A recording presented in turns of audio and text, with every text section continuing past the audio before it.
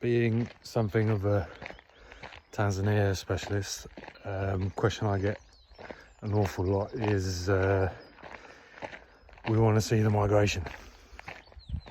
This is just, a huge big ticket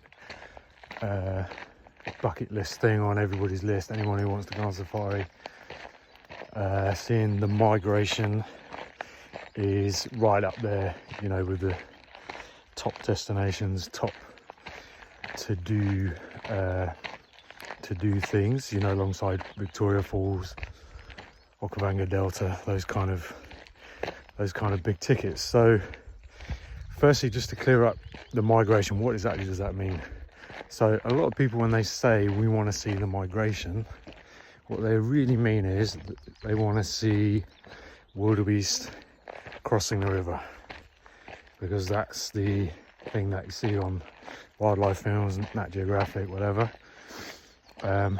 So it's actually easier, maybe, rather than talking about the migration itself, as in how the animals move around, exactly where, and so on. It's get quite complex, and we can make a lot of videos about that. We can talk about two elements when it comes to safaris that are worth focusing on, just to make your life easier. So river crossings, okay, that's the big one that everybody wants to see.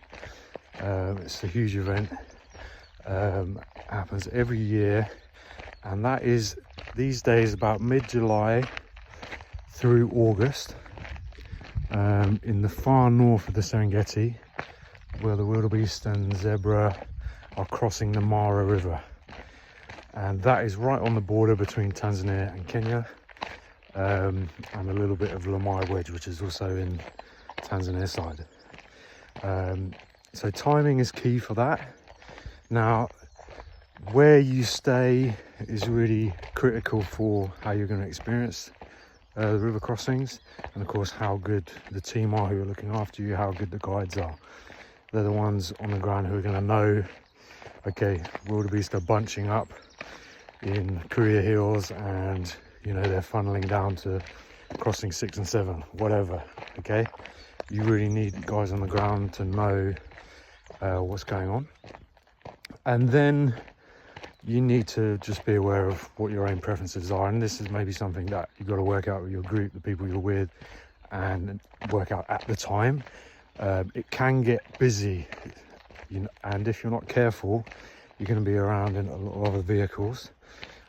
If you want to go and sit in the tree line and wait for the wildebeest to cross all day, you can do that, if that's really what you're there for and you've got plenty of time, by all means.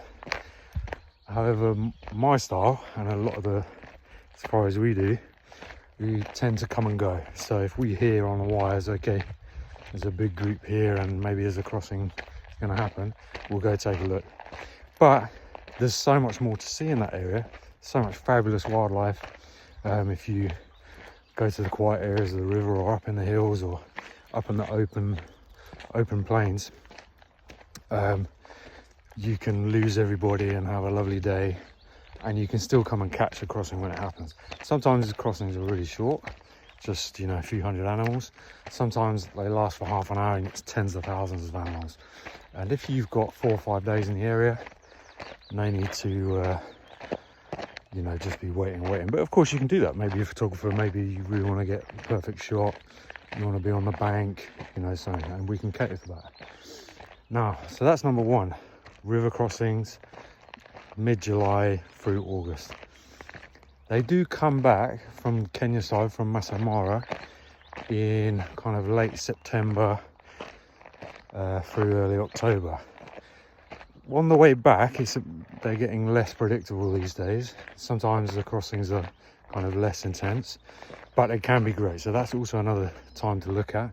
Sometimes a little bit less people as well. All the summer holiday folks have gone by then. So a little bit less predictable, but you can still get fantastic crossings coming back south. Okay, and the next time to look at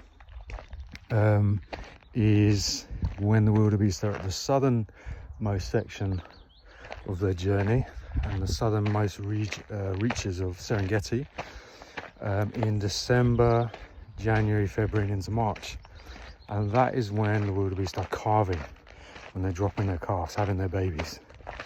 And that's another time that's pretty spectacular to see in terms of just the density of animals. They're all bunched up together, and it's incredible. You've got a couple of million, 2.5 million, or whatever the latest estimates are, plus a zebra is 800,000 or so, and they're all dropping their calves at the same time in a relatively small area. So that actually might be more impressive than the river crossing time in terms of density of animals, because they're all together. And that is happening in an area called Mbutu, which is straddling the southernmost section of Serengeti National Park and Ngorongoro Conservation Area, and then also out into an area called Kusini, nothing to do with our company, which is actually named more for southern Tanzania rather than southern Serengeti. And Kusini is actually in the national park, and that's a really nice one if you want a bit of a quieter area. So yeah, Kusini area, well worth a good look at. And that's also one where you're going to be looking at mobile migration camps. There's a couple of fixed camps in the area, but not many. And yeah, that's the other major sort of highlight of the migration season. Other times of the year you can still see the migration, but they're going to be more strung out. They're going to be a little bit harder to find, maybe not so densely packed. But those two things, the river crossings and the calving season, are your main highlights. And yeah, that's the migration. And always good to build your safari around those things if that's really what you're looking for, and good to balance it out in terms of other locations as well, because Tanzania has a lot more to offer. And if you're clever about it, you can find some really quiet places with nobody around, and then you combine with Serengeti, the honeypot locations where everybody else is as well. And if you're really keen on the migration, the whole learning about that experience, it's good to spread your bets as well. So if you can do long enough in Serengeti where you can take in 2 locations, then that's all the better. You've got maximizing your chances of seeing what you want to see and experiencing different camps and different ways of doing things.